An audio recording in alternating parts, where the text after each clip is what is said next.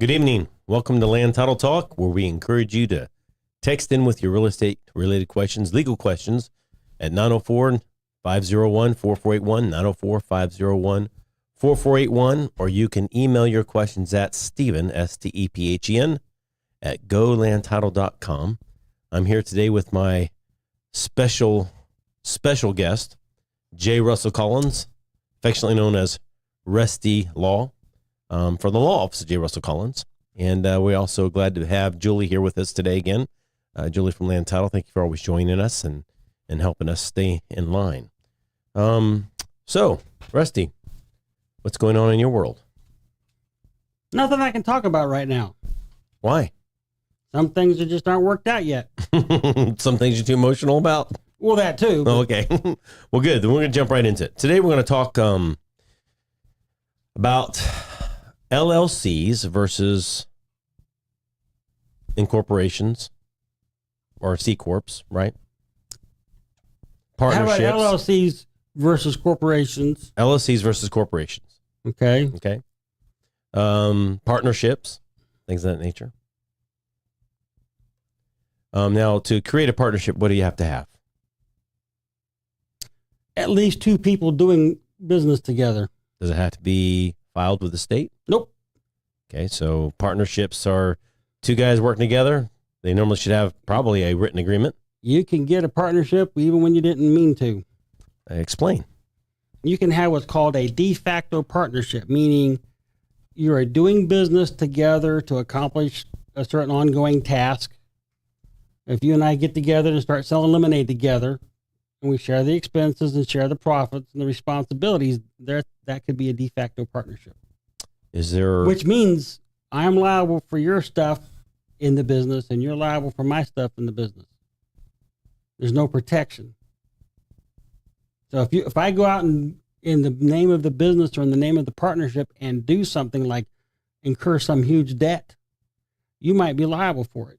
Me? Yeah, along the with other me. partner. Yes, the other partner might be liable for it. Pretty risky.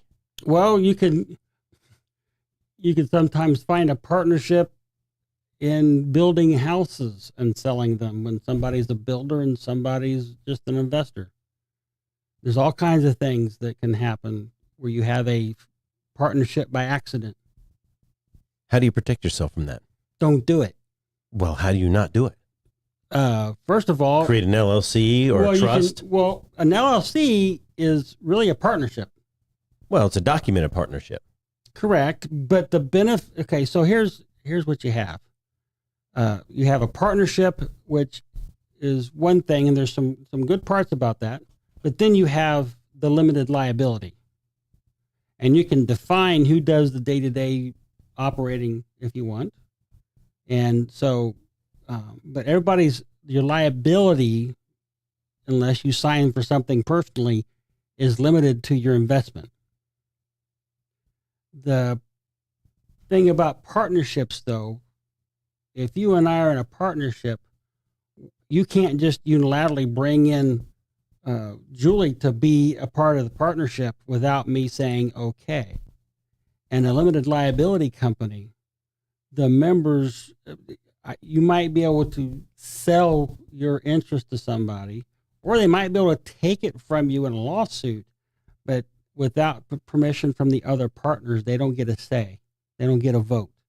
Okay. But in a partnership, you do. Right. So go over to a corporation. Corporations are completely set up by statute, and they have stockholders. Well, unless you've got some kind of bylaw that says you can't do it, you can sell the stock to anybody you want. And the stockholders control who the management The stockholders get to vote. Right, on who the manager is going to be. Right. Well, the president, vice president. They get to vote. And things like that. They get to vote their stock, whatever that percentage is or number of votes. So the benefit of the limited liability company is you have control over who gets the vote because of your membership. Well, in a limited liability company, you have the members who are the owners. Correct. Yeah. Then you have the managers. Well, you can have authorized and they members. could be different people. Well, I've been the manager of LLCs that I have no ownership interest in. Right. Okay. Quite a bit, actually. Yeah. and that just makes it easy to do closings. Okay. Okay, or have me do something. But it for also helps keep anonymity, I think. them. Well, because I think the member now, the managers are on Sunbiz. Well, the thing the is, members don't have to be. don't have to be. Right. So if you wanted anonymity, then being a member without being a manager could keep that private. Could do that. Another reason why people do trust. Correct. Okay. But the we always have these LLC affidavits for real estate closing, because with an LLC, you could authorize anybody to go do the closing for you. Right. Okay. You can authorize the wino walking by your store to go do the closing. Okay. Okay. There's some benefits to that. But then again, that's why we have, frankly, when it comes to real estate closings, I like corporations. Okay. My president, vice president, They have full power. They have some statutory authority, and an LLC, almost anybody can have authority. Right. And and now if you say there's managers, frankly, I think that should take care of the problem. Okay. Because you wouldn't have a manager that didn't have the ability to do day-to-day business of selling assets of the company. I mean, you could limit the manager. Sure. Can't. That's the reason you have to have the LLC affidavit. That's right. To make sure the manager is acting under the direction of the members. Right. And especially power. that's especially true if you're getting rid of the biggest asset or the only asset. Okay. So there's some protections in there to protect the other owners or members, but you can have a partnership without even trying. And accidental partnerships are something you really don't want. And people sometimes assert a de facto partnership, which could be very easy, and it'd be very devastating. So how do you protect yourself? You're working with someone. Well, yeah, but the problem is you have a business. You define everything. Okay. Okay. If you and I... Because a partnership cannot be created from an LLC and an individual. Not typically. Look. Do you see that look I just got? Like it when I do that. Well, I don't agree. The fact, you remember, this is a fact-specific thing. It is fact-specific. And if you have an LLC, a company, and somebody's in an employee position who is doing managerial responsibilities, could claim, well, I'm a partner. I'm doing wait a this. minute now, if you've hired somebody as an employee and you're paying them payroll check. But I guess you could actually get in trouble if you said, hey, I'm going to have you on board and we're going to share on the profits. I guess that could create a partnership. That becomes the issue. Sharing in the profits is your big I don't want to pay you. I want you to manage. You're my employee, but I'm going to pay you based on profits. I don't think that's a good idea. That could be that could be a partnership. You need to pay employees a wage. I get it. Because there's all kinds of other unintended consequences. Get it. But that could also... That's how you make a partnership. That's how you make a partnership accidentally. Yeah. And we've seen issues. You had somebody talk to your office last night about an accidental partnership. Well, actually, it might have been a purpose partnership without writing. No, it's the other side is asserting a de facto partnership. Oh, okay. Okay. It's causing this guy lots of problem. Yes. Okay. And it's a big deal. So to protect yourself from having that de facto partnership. Well, remember, and if what happens if the so-called person who wants a piece of the action, maybe not as a partner, but as an investor if you're buying and selling cars. Okay. You got a car lot, somebody's got a dealer's license, I have a dealer's license, and you want to be able to buy cars at wholesale, sell them on the lot, and participate in the profit that comes from that. And also a lot of those are deferred payments. So you want to participate in the interest. Okay. Okay. Because we're talking about 24% interest. Right. And over 24 months typically. So what you would be is somebody who's invested capital into the buying and selling of these cars. So the difference between a partnership would be, here's the thing. So the house, me, would get the when you say house, please be careful. The company. Because we're real estate people. So okay, yeah, that's right. You're totally going to mess us up. So Okay. the company, okay, whether it be an individual or the company company, has certain operating expenses. right? Okay. And then you have certain things that happen on each car. Okay, If I buy a car for $4,000, you got sales tax, you got and transfer tax. no, if I buy it for $4,000, no transfer tax on that because it's wholesale because we're using my license. I'm a dealer. I don't want to get off on what we're talking about. I'm gonna write that down and talk about it later. Okay, keep going. If I'm the dealer and I have the license to do the financing, okay. Yeah. So we buy the car for $4,000. Yeah, we got to pay sales tax when we buy the car for $4,000. No, we don't because we're buying it at wholesale. There's no wholesale cost. Taxes. You don't get wholesale. You don't have to pay sales tax when you go to the auction to pick up a car, or when you take a car in trade. You don't pay sales tax on that. What? Of course not. Don't say of course not. Julie, did you know that? I did not know that. Then don't say of course not. When Walmart, Blake, did you know that? Okay, there you go. When Walmart don't say of course not. When Walmart buys a whole bunch of stuff to sell, do they pay sales tax? Makes sense. Understand now. Okay. Now, dealer doesn't pay sales tax when they buy wholesale. When they buy wholesale. Right. Okay. But they don't typically buy retail I just either. learned something new. Okay. Yet again. So you got wholesale. So we sell it for $8,000. Right. Okay. We may have had to do a repair, but let's just call it. So we got $4,000 profit. We got $4,000 in gross profit. We're still going to pay sales tax on $8,000. Well, depends. Now, did we have any? Did we call the $8,000? That's the actual purchase price, and then the tag and title sales tax on top. Well, in that case, the purchase price is higher if we're going to finance all that in. Right. So So those things are separate. Okay. Okay. But we have the $4,000 in, and we got a $2,000 deposit. Okay. Okay. Well, depending on what we did, where does that $2,000 go? Probably to all the cost. Well, it would go to the costs, hopefully. Okay. But if we have an 80-20 split, because you get 80% of the profit based upon your investment. Well, there's no profit yet, though. No, that's right. But if we buy it for $4,000 and sell it for $8,000, right? Okay, and with our payments over 24 months, we made an extra $2,000 in interest.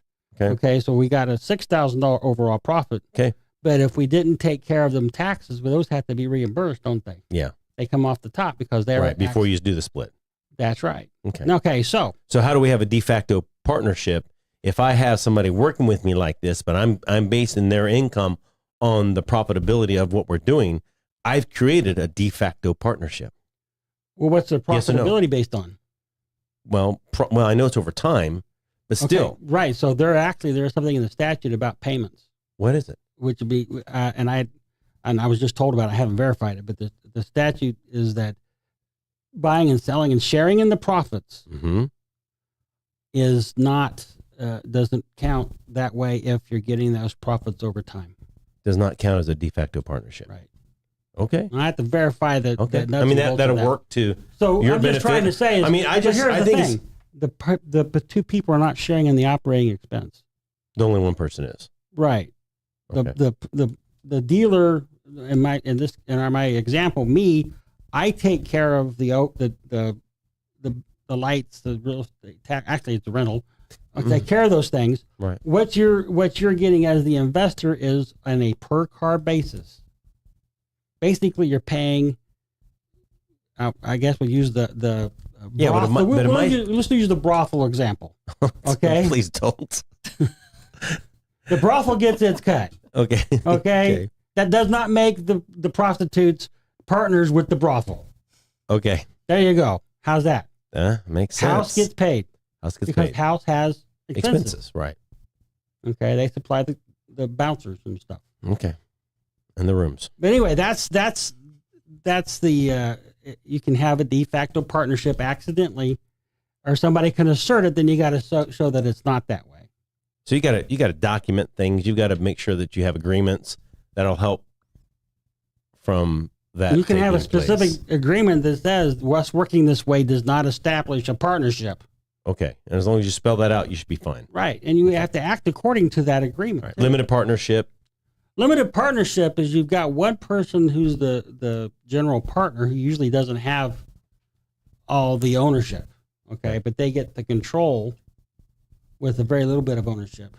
Limited partnership they were very popular in the 70s and early 80s with real estate, where you could control a lot of real estate, would have other investors, and people sometimes use it for estate planning or asset protection planning, but I don't see them very often. The thing is what's weird is a general partnership does not get recorded. There's no way, you don't register them. A limited partnership costs more than to file either an LLC or a corporation, and their annual fees are much higher. A limited partner? Yes. Yep. Yep. And they're filed. Those have to be filed, yes. Yeah. So, all right. I just want to cover those slightly because I really want to talk about the benefits of an LLC versus a trust versus a corporation. Okay. Okay. Liability wise, if you were to counsel somebody, we do have a question though, actually, real quickly in reference to a de facto partnership. And so this comes from one of our listeners that says, what is the line for a de facto partnership? I mean, how do you? There's a statute about partnership, whether there's an agreement or not, and I don't have it to where I can quote it. Okay. But if you act like partners, the idea is if you act like a partnership, you're a partnership. Right. Okay? And want to clarify what's the defining line? Right. The defining line is acting like a partnership. Okay. Okay. If you act like a married couple, you may not be married. That's true. It doesn't work in Florida anyhow. In other states, you still have to enter the contract. Okay. Okay. But with a de facto Florida, partnership. Okay, it was like this in Florida before 1968. You still had to say, you know, if you were qualified to get married, you still have to say, I want to be your spouse. Will you be my spouse? And you can agree and then hold yourself out that way. And you were legally married as if you had, 15 judges marry you. Okay. But if you can't accidentally get married because you have to take those steps. On a partnership, it's there to protect the people who are acting as if they're relying on each other and they're going to hold you to it if that's what you do. And that is scary because if you have a company, you're a sole proprietor. I mean, I could use my wife as an example. She has a laser engraving business. She's really just an individual working this business. She had somebody come in and help and say, hey, I'm going to allow you to whatever the profits are, I'm going to give you 30%. She could be creating a partnership. It's possible. Okay. But you fix that by having are you getting 30% on what you bring in? No, 30% on the profits at the end. Don't want to pay anything until we have profits. When we start showing profits, you get 30%. Yeah, that's not a good idea without more. That becomes a partnership. It can be a de facto partnership. All right. So the problem is then you have to define, well, who has what. Remember, in a real partnership, you have a capital account with what I invested and well, this person didn't invest anything. This person just came on. But their investment is their time and energy. Right. So and what and again using Bella as an example only. If Bella's like, well, I have a young company, I don't have a lot of capital to pay you, but I'm willing to reward you for your efforts.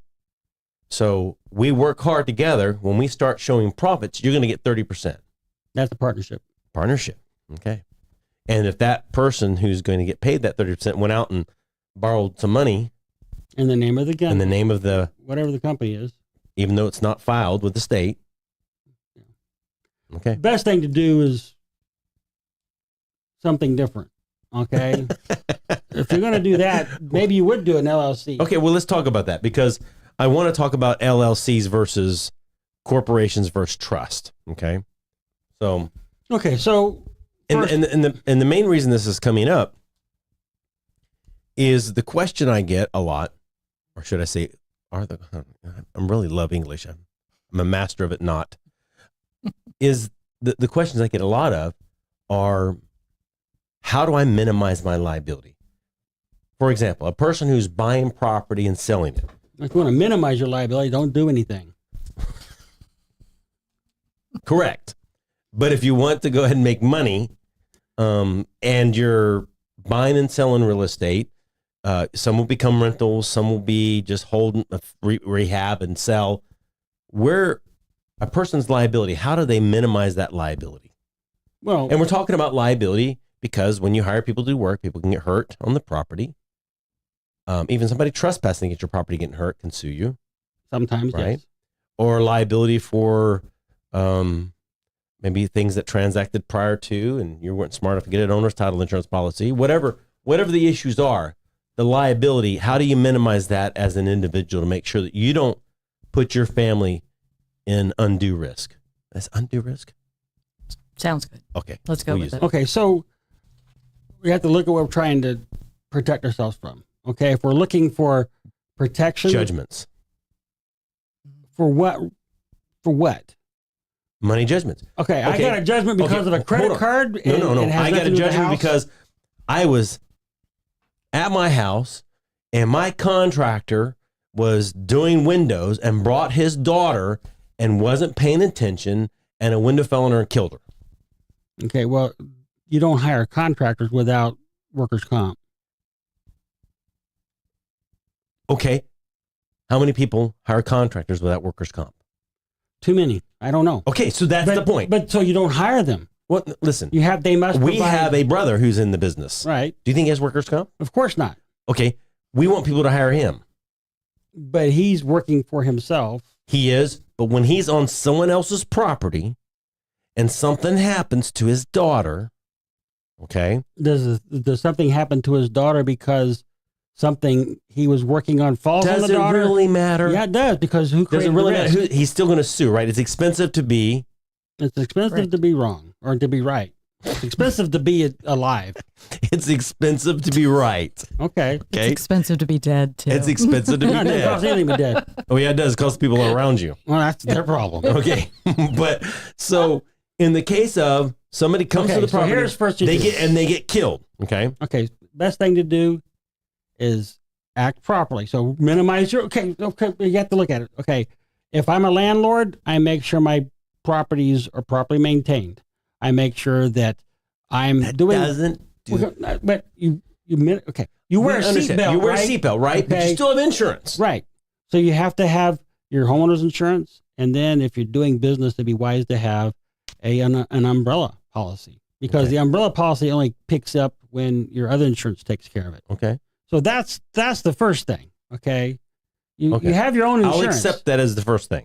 Okay, and But let's get to also, the crux of the issue. but you also need to if you're a landlord, you need to make sure certain risks are minimized. You don't let people rent from you who have dogs that are aggressive. You don't let them have dogs that are bulls or pits or whatever. We get that. Okay, Dobermans. You take care of that. Okay? Sorry, Doberman owners out there. I mean, whatever Pit bull owners out aggressive there. dog, you're taking a risk. Okay, you make sure things are maintained, and you make sure Another thing you do is you make sure your tenant has tenant's insurance, because the biggest part of tenant's insurance is liability. All right. So now you're spreading those risks. Now, when somebody's coming working on your house, if you got a contractor, they need to have their own workers' comp. If you've got a handyman, that person's self-employed. So if you didn't create the risk, because, if his ladder fails because he brought a broken Prove it. ladder, well, whose ladder was it? Okay. Faulty floor. Well, could be. My point is, how does a person minimize their financial risk when it comes to these types of situations? Best thing is I know you say umbrella policy, umbrella policy. but what's the benefit of an LLC versus a corporation? Where does the liability? Those are about the same Because protection-wise. if I'm an individual, okay, Mhm. and I own a company and I solely own that company, and they go after the company, can they pierce that, what they call the corporate veil, right? They can, but it's not, they try to do it every time. Right? So the way you pierce the corporate veil is you make the corporation or the LLC your alter ego. Right. And So- if you're single managed, No, even if that's not the reason. If you've blurred the line between yourself and the company, you're paying your personal expenses from company funds. well, nobody does that. Okay. If you take and you give yourself a paycheck and you use your paycheck for personal and the company for company. What if you give yourself a paycheck and you use company funds? Okay, that's the problem. See, so if you make it make sure that the company is its own person, Okay, when the statutes use the word person, they also mean artificial people like LLCs and corporations. So you got to make that person its own person. Okay. You got to make the company its own person. If you keep that done, okay, and then if you also need to act properly with your company. If you and I open up a fireworks store and neither one of us I've died and gone to heaven. Well, I understand because we're both pyromaniacs, but we don't know anything about gunpowder. Okay, we started selling stuff we made and it hurt somebody. I don't care how many corporations they're getting to us. Okay, unless we have the right amount of insurance. Okay. Now, if we're running a parachuting place, okay, I'm just using ultra stuff. It just it helps me with the concept. Okay, if somebody jumps out of a plane and the parachute's been packed typically like it should be, and something goes wrong, they assume that risk, okay? But if they pull the ripcord and an anvil comes out, we would call that gross negligence, okay? Or maybe murder, I don't know. But the point is, you're not going to get protected from gross negligence usually. All right, but that's why you have the umbrella policy. That's why you have an umbrella policy, right. And you have but you also, if you're doing a business that has normal risks that need to be insured, then you insure those risks. Okay. There's a proper amount of insurance for everything. It's just the cost of doing business. Right. And you've always explained that so beautifully. Insurance is many people putting into a pot to. Right. So you think with the car insurance or the financial responsibility, there's a risk. There's always a risk in things we do. And so when we think of cars, even when people are acting at their best, and they don't always do that, somebody's going to make a mistake. Okay. That's what we call them accidents. That's right. Okay. And there's always that risk.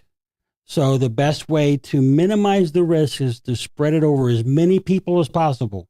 And that's what we call insurance. Right. It actually does work great. It can. It should. Yeah, I shouldn't use the word great. I apologize. I'm thankful for it. How about that? That works. So what would you, if somebody's buying many properties, and would you suggest they set up an LLC for each property? Well, is that the better way to minimize that risk? Because now each LLC is self-contained. If the property blows up and there's a $100 million claim for 20 people got burned up, and they blame you for faulty wires that you should have checked, okay, that you didn't for some reason. How are you paying the bills for that LLC? We can get to that. If you make it a separate person, it has its own checking account. If it's its own person, it has its own checking account, and it has it's self-sustained. Yep. Okay, it files its own tax returns. If it's a separate person, but if it is the alter ego of another company or a person, that's going to, in other words, it's going to increase the risk. I mean, how many times have we seen LLCs managed by an LLC that's managed by an LLC that's managed by an LLC that's managed by an LLC that's managed by a partnership that's managed by a partnership de facto that's managed by a Delaware corporation. Yeah, Delaware corporation. But that's exactly what Rusty's described for my brief all that is though insurance. That's just hiding. For actually several investors who did insurance with us, they did have an independent LLC per property with a bank account per one. And I think they rolled up to an S Corp. I'm not sure. Like the S Corp was the umbrella. But they had an LLC for each of the properties. Payments are separate, own umbrella policy, so that if something happened on that, they couldn't spread it out to the other properties. They were like blind. Fine. However, you've got a huge amount of bureaucracy to get something done. That's true. And you also and have that becomes, is it worth it? A bunch of tax returns you got to file. Oh, yeah. You get a lot of stuff. Okay. Right. So, and a lot of big companies are doing stuff like this, but they have the back office to take it and maintain it and make it work. A lot of people are doing stuff, making these LLCs, they're paying their fee every year, but they're not. Well, what they are is they're not having minutes. They're not doing what they're supposed to do. They're the manager, they're the member, and when they sell the properties, they're cutting the checks themselves personally. They don't even have a checking account. That can be a problem. Right. It And defeats the purpose. Why even have an LLC then? Just because the It radio looks station, pretty. no, the radio advertisement said everybody needs one. Right. And I paid to have one done. Right. Okay. I have a specific question I want to get at. But the trust versus an LLC. Okay. So, And I like trust, and actually I like trust a lot more now that I've gone to a seminar with my underwriter, my title underwriter, and somebody informed me there at the seminar that when you have a trust, if the trustee and the beneficiary are one and the same, there's no merger of title. I thought for years there's merger of title, but if do you it's know a why? land trust, Do you know why there's no merger of title? why? Because the statute says so. Amen, brother. I That's love why. it. I love it. There's no more, and I like that because if a trustee of a trust, if that trust is sued, do I have to worry about the beneficiary being liable? Okay. So, And you hesitated. well, that's because I think it's going to take more than that. Okay. What do you mean more than that? Well, we're talking about land trust. We are specifically talking about Okay. land trust. So, typical land trust documents has the person who's the trustee, hmm and typically, if you're trying to do it where it makes sense, that trustee has no ownership interest. Well, we're not talking about that because most people are the beneficiary and the trustee. For a land trust, We're seeing that a lot. what's the point? I don't know. Okay, But we are because what- seeing where we have either an LLC as a trustee and the beneficiary is a individual, or we see the case where we have an individual who's not an owner of the LLC or may even be an owner of the LLC is the trustee, the individual, the trustee, and then the LLC is the beneficiary. the biggest benefit for land trusts, from my perspective, is it keeps your name off the public records if you're the beneficiary. Right. Plus, When we did a closing for Tom Petty, right, it was done through the Mary Jane Land Trust. I'm like, everybody knows who that is. I mean, why did Yeah. you do that? but it was a way for him to have stuff managed another way. Well, and it sort of kept them off the rules. I mean, Right, but if you're Walt Disney, you want to buy up all of Kissimmee, you don't call it the Mickey Mouse Trust. you don't call it the Mickey Mouse Land Trust, okay? You call it Reedy Creek, or you Yeah. call it whatever else. Right. So that people don't know, because once it gets out, then they know who's doing it, and the prices go up. The benefit of the land trust is it allows, number one, for one person to go to closing, okay, and sign stuff. It makes it easier, but it keeps the people's names off the public records. I'm the trustee of over 50 land trusts in St. Johns County. At last check, anyway, and I've got other counties too. But the thing is I'm the one that gets the phone calls. Hey, we want to buy your property. Right. Okay. Or the letters from everybody who's wanting to list my property or Or what I try like, to, if you're or try trying to to steal it. if you're trying to rezone the property and it's a sensitive issue, you going to school with your friend. I mean, you take your kid to school and you're talking to the parents who are fussing about that stupid Yeah, I land don't know who trust. that is. That land trust, I mean, that people who own that property is doing that rezoning. We don't want that. We got to, and you're like, oh yeah, but it's you because Right. there's no way they know. They don't know unless somebody tells them. And the contract, at least the one I use, says I'm not publishing that. Now, in a lawsuit, that's perfectly discoverable information. Who the trustee is. Yeah. I mean, the beneficiary. Who the beneficiaries Right. are. But when the deed's recorded, it doesn't say that. No. When the But deed's I don't signed, think it's not really necessarily public record, is it? If it's in a my land lawsuit, No, it's not. But it can be discovered and be discovered. discovery- But is it for the public purview? We have open public records. I guess we do. The You can court- see court pretty much dockets. everything except certain things having to do with kids. You or could mental probably health. request to keep that private. You can request it. So the point is, the biggest benefit from the land trust is Anonymity. you're anonymous for the most part. But then, but if there's a lawsuit, the trustee might be the name, but he's not liable. I get it, but is the beneficiary liable? The beneficiaries can be liable because they're the ones that committed the whatever caused the lawsuit. Okay, The trustee didn't. so It would be if- against public policy to do a land trust and all of a sudden nobody's liable for anything. I get it. And in that case, then you'd want an LLC to be the beneficiary. Because you would don't want work. it transferring across all your personal life, your personal Your personal belongings, other assets. personal checking accounts, and Well, things like great. that, vehicles. So, all right. I think we're going to find time to talk more about LLCs, trust, and corporations because I think there's more to cover. I want to get to a specific situation, okay? And the situation is we have, I want your opinion on this. We have an LLC who is managed by an individual, has 2 other owners, okay? There's 2 other members. So there's 3 members total. Okay, so you have 3 members. 3 members and 1 manager. Okay, but the manager is also a member, so that's a managing member. Managing member. There's 1 member that's upset about the management of the company, of the LLC. And that person is now filed a lawsuit and has given a closing company a cease and desist on the disbursement of funds. Now, there's no official judgment order. There's nothing, just the attorney saying, don't you disperse these funds because this owner, this member, is not happy with the management of the company. Now, if I've got a closing and I have the manager who is signing the documents, can this member stop my closing from either happening? I don't think they can because the manager obligated the LLC to close. Well, number 1, correct. Is there an operating agreement? Probably. That was a yes or no question. Well, I would assume that there is. And assuming there's what? Yes. Okay, let's say there is. Okay, then the operating agreement should say what happens. The manager gets to make the decisions, right? Is this the only asset of the company?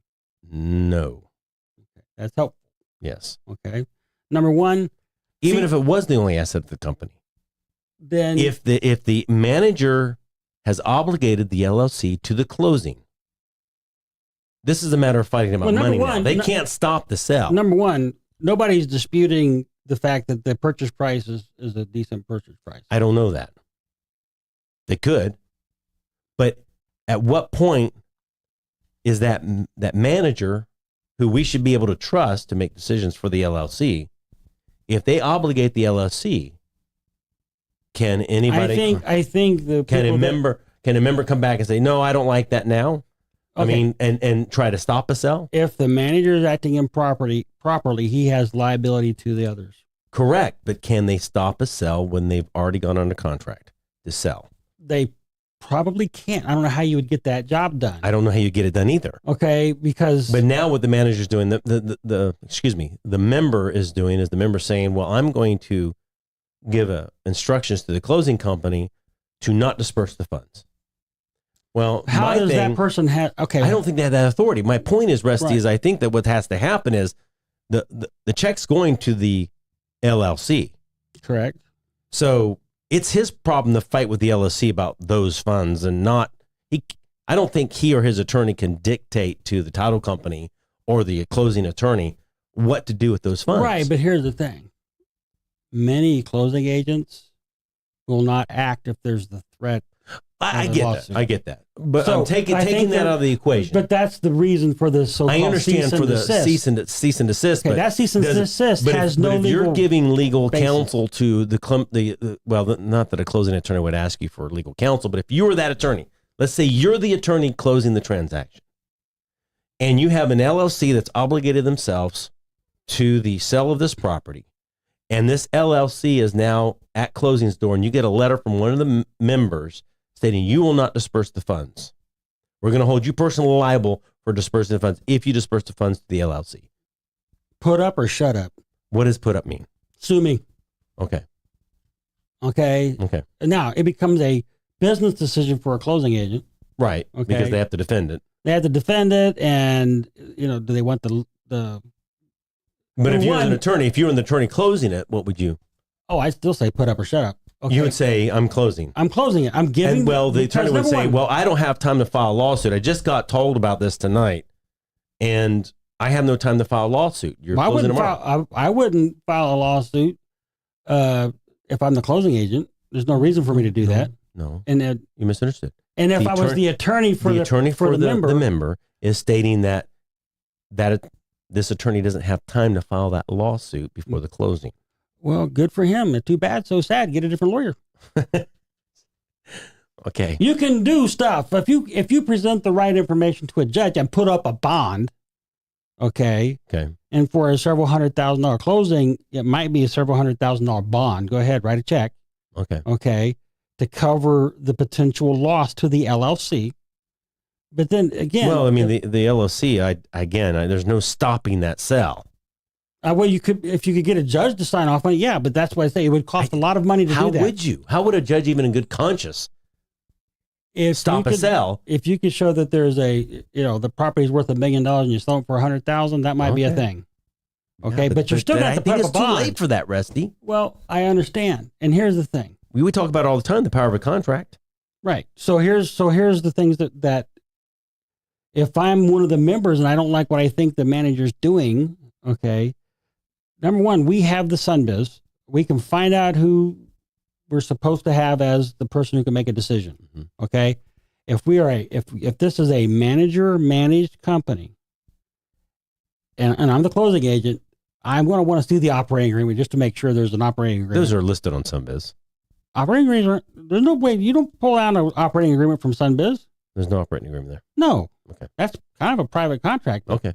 But the point is, I always thought what did I pull in from SunBiz then? you might see the articles of organization or I've the seen articles of incorporation. I thought I was seeing operating agreements, but I guess not. I don't think Okay. So I would, if I'm the closing agent, I've got this conflicting thing happening.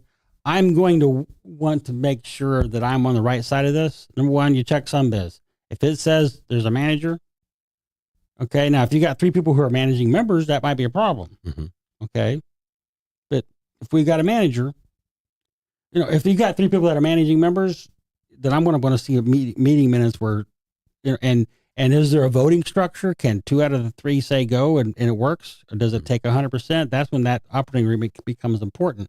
But if we got a manager and it says the manager can take instruction from 2 of the 3 and the 2 of the 3 say, let's have a closing, I think that's going to support the liability situation. Also, we're supposed to be able to rely on this information that's online. It's what, the agreement between the people who are partners, they've all agreed to be bound by each other's business here, okay, or each other's actions, or really to be bound by the actions of the manager. So the manager may have liability to the other partner or the other member. Okay. But I don't think that's the closing attorney's problem That is not the closing agent's problem. or the closing agent's problem, or depending on whoever's closing. But hey, we're going to sue does stop a lot of closing agents. I think from it's just, acting. but it's just threats. I don't Okay, think well, there's it's like any this. meat to it. When you deal with real estate agents and there's a deal that falls apart Mm-hmm. and somebody's supposed to get the deposit Mm-hmm. and both sides want the deposit, what do you do? Well, it depends. Right. Depends because there's a lot of political problems for me if I make that decision. right. But If both agents are agents that are very faithful and loyal to me as a title company, and I know choosing one side over the other is going to cause me some issues, then I will probably tell them, go settle it. I'll hold it here. Sue me. So that way, I'm not the one making the decision. We have a competent but judge. if you, I understand if you I'm not truly liable. believe, Yeah. See, okay, don't that bother with me. that one person is entitled to the deposit Uh-huh. based upon your training and Mhm. experience. Right. Does the person threatening lawsuit? Let's say you have 2 private, there's no real estate agents Okay. involved, and you got a standard regular contract, Mm-hmm. and it's as is contract, Mm-hmm. 10-day due diligence. The 12th day, the buyer wants out. I give the sellers money. They can sue me. Okay, but That's just a no-brainer for me. But do you think other closing agents in this town would do that? I don't think so. Okay, so it becomes a business It decision does for become you a business decision. because you understand you don't have the liability. Right, the contract clearly protects me. Yeah, the contract protects But I you. still have to pay to defend that. You got me, so I know. So It's amazing how brave you get some days. I do, man. Talk softly and carry a fat lawyer. I So walk bow-legged most days. So but a lot of closing agents won't do it. Most real estate agents go nuts because they want that release form, right? They can't function without the release form. There's no legal requirement for that. Mm-mm. But if you have the release signed by both sides, who can sue anybody? Nobody. Okay, but they want it, and if they can't get it, they freeze up. Even though if they're holding the deposit, they have certain things they can do, but they do kind of freeze up. And they think that the closing agents have to do that. They don't. That's an office policy for the real estate agents. Right. So, but I understand. The brokers want some protection there. But they don't when want to you go talk into a lawsuit about either. the transaction you're talking to me about, I do not see how a member of a company has that member, if they were able to stop the closing and there was a loss because of it, that member might have liability. True. For wrongfully doing that. True. And really, what I think is really happening, Rusty, is I think the member that is suing the LLC, or not really, you know what I mean, is trying to. Nobody sued anybody yet. Well, the member who is fighting with the LLC is trying to use the proceeds from the sale as leverage. To do what? To get them to come to an agreement. On something else. Yes. I think what the member's doing is saying, hey, you've got a closing, funds will be dispersed. We know you're trying to run a business. You got to use those funds to keep acquiring property. I want my out. I want my out, and I'm going to force you. I'm going to put pressure on you by forcing the funds to be held up till you agree with me what I want. And that's why I'm not inclined to give into this. I don't see how you have an obligation to do what one of the members of an LLC says. You see how I try to make this generic, and then I just confessed it was about my file. Well, I know it's about your file. Yeah, but listeners don't know everything's about something. Well, okay? Everything's about something, but I necessarily don't like to talk about specifics that I'm going through. Well, but I just went ahead, and the cat's out of the bag now. Yeah, it's a file I'm doing. Okay. But every file is your file. Well, we've done this so long enough. We haven't had everything happen, but sometimes it's hard to find something that hasn't happened. Well, talking generically makes it a little more difficult. Now the cat's out of the bag. I mean, I've got a closing, right? And I've got a member telling me don't disperse the proceeds. To the company. And I'm sorry. I don't think you have that right to tell me that. What right do you have to even obey that? That's my point. I don't see how, of course, and do you think it was the member that called me? I don't know who called you. Who do you think called me? Probably a bloodsucking lawyer. Bloodsucking attorney did. But again, they think that means something. What's that? They're saying that means something. It doesn't mean anything. How do you have liability to anybody except the company? Right. And you're dispersing the money to the company. How is there a liability?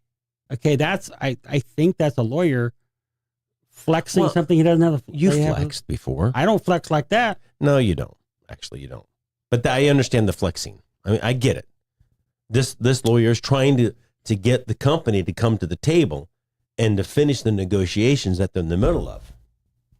And the company's taking a hard line on something. Well, the attorney and the member. The company's not taking a hard line. Yeah, the company is taking a hard line. What, they're going to do the closing? Why would the company want to? No, the company's taking a hard line on what this member is trying to get out of the company.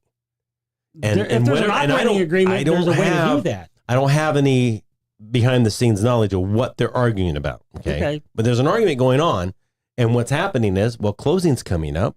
Well, maybe you should have a better operating agreement then. It says how you do it. Closing's coming up, so I will put the pressure on the title company through an attorney, a threatening attorney, to not disperse the funds because they need those funds for next.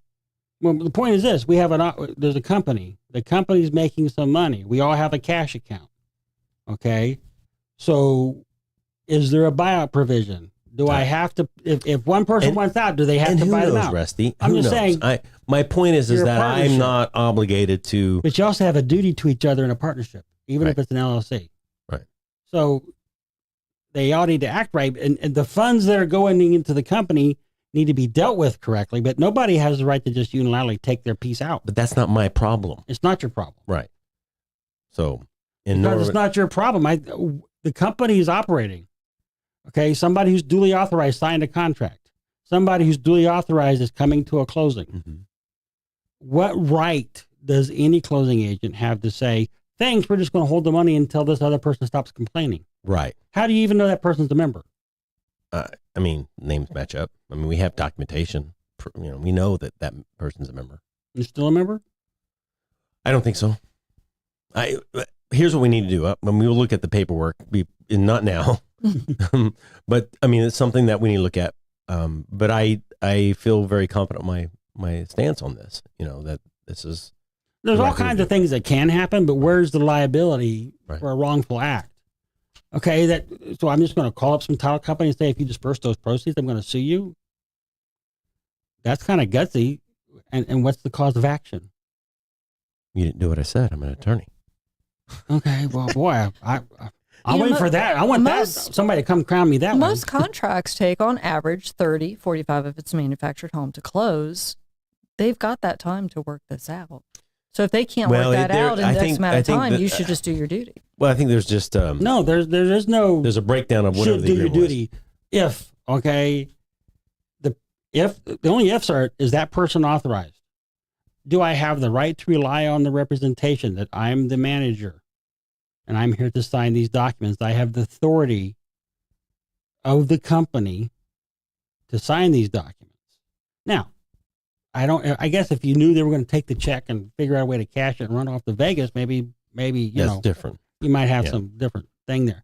But here's the thing: if you don't disperse, I'm not dispersing. I think the I'm more funds. liable doing that. If you don't disperse the money, maybe the manager says, "I'm not signing." Right. Who stopped the closing? The title company. Not really. It was their decision not to close. Right. But I'm just saying. Then you may have liability under tortious interference with a contract. I don't think. I frankly, if the member was successful in stopping the closing, they might have liability under that tortious interference with a beneficial contract. So, lawyers like to threaten. I am not a big fan. I don't even like sending demand letters. You just like filing the lawsuit. Well, I can see me saying, here's the lawsuit I'm filing on Friday. If you'd like me not to do that, please call that person and see if you can't work something out. But if they don't call me, I'm on autopilot. I have been paid. Okay? That's not a threat. I've been paid to do this. If you want me not to do that's this, a promise. there you go. But unless there's a statutory reason to send a notice, I'm not big in doing that. All right, this has been Land Title Talk. We're going to take a short break for 3 weeks, I believe. And then we'll be back here, the Thursday after the 23rd, whatever day that is. The Wednesday. Thursday or the Wednesday? Oh, Wednesday. So that would be the 27th. We'll be back on the 27th of August. We've enjoyed this a lot. Rusty, how do people find you? 904-829-6600. 904-829-6600, or you can call him on his cell phone at... No, you can't. I didn't get it up. My phone's always forwarded anyway. No, that's not true. Or you can reach me at Land Title, 904-797-9600. Land Title America has been in business since 1997, and we come from a long line of title people, title professionals. Our grandfather started in the business in the 70s, and we got involved. I think I'm the first member of the Collins family in the title business because I started in the summer of 1979. That's crazy, isn't it? Before my senior year at Palaca High School. So we've been in when business. I was 16. There's drugs for that. You can't get out. But we appreciate you listening and being part of our show. Land Title of America looks forward to helping you with your real estate closing needs. We'd love to help you with any of your refinances, your purchases, your buying when you're an investor. We also like to deal with distressed properties and helping you maneuver through the dangerous landmines in real estate investing. But you can call us anytime, 904-797-9600. You can also reach me at my cell phone, 904-501-4481, 904-501-4481, or email me at Stephen, STEPHEN, at GoLandTitle.com.